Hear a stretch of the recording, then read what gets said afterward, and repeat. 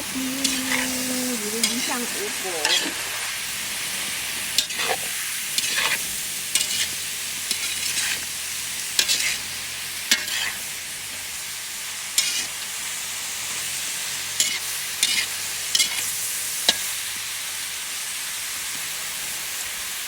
Sabay na natin guys yung paminta.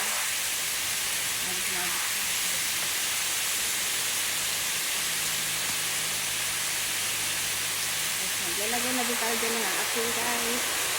Depende na po sa inyo kung asin or tapos ang inyong ilalagay.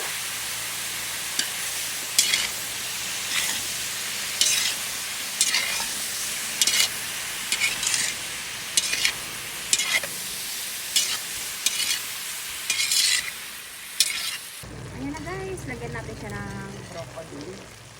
Tapos, ang ganyan na sili.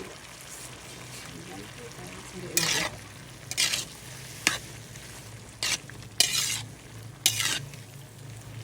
Kunting, pa lang yan guys. Kunting, ano pa guys. Then, dito na yung ating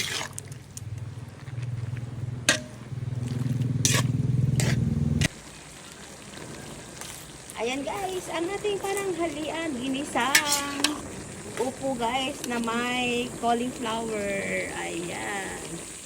Lagyan natin siya ng sili na pula at saka yung berde. Ayan. And ready to serve na po yan guys. Tara, kain na po tayo. Thank you guys for watching. Like, share, and subscribe. Lani Oloya.